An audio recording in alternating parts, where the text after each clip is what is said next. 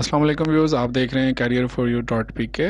उम्मीद करता हूँ आप सब खैरियत से होंगे। जैसा कि आप सब जानते हैं, हमें यूनिवर्सिटी एडमिशन लेना हो या जॉब हासिल करनी हो तो उसके लिए हमें मुख्तलिफ मराहल से गुजरना होता है। इसी तरह का एक मरहला टेस्ट भी होता है। आज की इस वीडियो में हम इसी तरह के एक टेस्ट लॉजिकल रीजनिंग के बारे में बात करेंगे और इस टेस्ट की प्रिपरेशन के लिए मुकम्मल वीडियो सीरीज़ आपके लिए बनाई गई है। लिहाजा आप इस चैनल को सब्सक्राइब करें और बेल आइकन को भी प्रेस कर दें ताकि आने वाली हर लेटेस्ट वीडियो आप तक पहुंच सके। Today's agenda: in this episode we are going to discuss what is logic, what is logical reasoning and types of logical reasoning which are verbal reasoning and non-verbal reasoning. So let's move towards what is logic. मैं ये समझता हूँ कि logical reasoning को समझने से पहले आपको मालूम होना चाहिए कि लॉजिक क्या होती है। लॉजिक को उर्दू में मंतक कहते हैं। आपने सुना होगा कि अगर काली बिल्ली रास्ता काट जाए तो कुछ बुरा होता है, पर हकीकत इसके बरअक्स है और ये सुनी सुनाई बात है। जबकि अकल भी इस चीज़ को मानने से कासिर है कि एक बिल्ली अब फैसला करेगी हमारे अच्छे या बुरे का। पर जो लोग इस बात पर यकीन रखते हैं वो इसे सच साबित करने के लिए दलील पेश करते हैं, और जो नहीं मानते वो इसे गलत साबित करने के लिए आर्ग्यूमेंट्स देते हैं। लिहाजा इस तरह के स्टेटमेंट्स को साबित करने के लिए हमें आर्ग्यूमेंट्स देने पड़ते हैं, और अक्सर हम अपने आर्ग्यूमेंट्स में ऐसा खो जाते हैं कि हम ये फैसला नहीं कर पाते कि कौन सा आर्ग्यूमेंट ठीक है और कौन सा गलत, या जो आर्ग्यूमेंट हम पेश कर रहे हैं क्या वो सेंसिबल है या नहीं।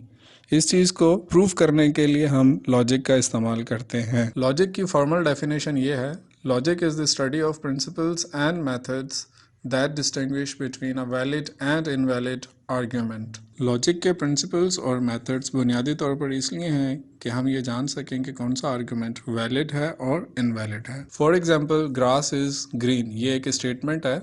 अब हमने ये मालूम करना है कि इसकी जो ट्रुथ वैल्यू है क्या वो ग्रीन है या नहीं। क्योंकि ग्रास का जो कलर है वो ग्रीन होता है तो ये वैलिड है, ये वैलिड स्टेटमेंट है क्योंकि ग्रास ग्रीन होता है। इसके बाद हमारे पास नेक्स्ट एग्जांपल है 2 + 2 = 4।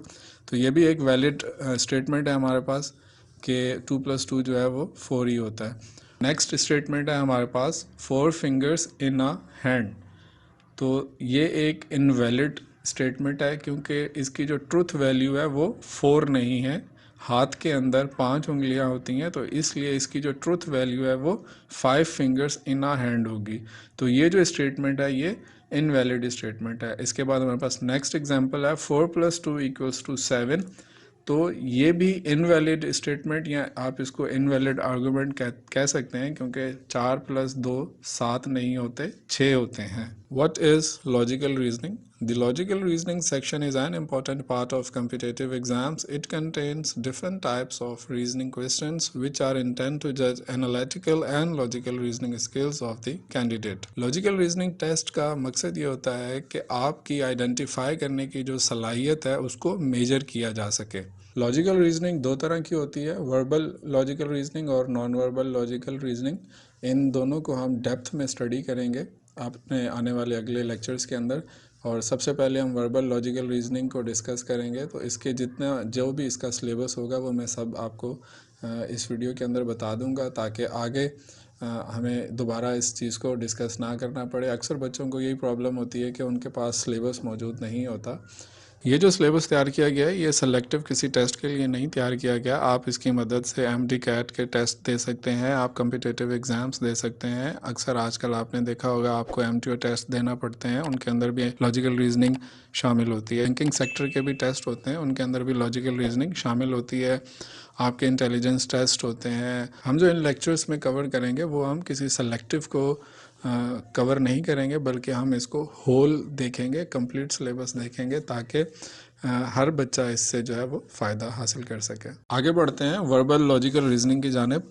The concepts and problems are expressed in words. The candidates are required to read and understand the given text or paragraph and according choose the right answer from the given option. यानी कि verbal logical reasoning में concepts और problems words की सूरत में दी जाती हैं। आसान अल्फाज में आप यूँ समझ लें कि जो क्वेश्चन है वो वर्ड्स में दिया जाता है, आपको इसे अच्छे से पढ़ और समझ कर सही जवाब का इंतखाब करना होता है। या यूँ समझ लें कि ये टेस्ट MCQs बेस्ड टेस्ट होता है। आपको इसे अच्छे से रीड करके नीचे दिए गए आंसर्स में से एक सही आंसर का इंतखाब करना होता है। वर्बल लॉजिकल रीजनिंग में हम फॉलोइंग टॉपिक्स को डिस्कस करेंगे। सबसे पहले हमारे पास है number series, letter series, analogies, cause and effects, verbal classification, blood relation, direction sense test, Venn diagram, verification of the truth of the statement, data sufficiency, coding and decoding.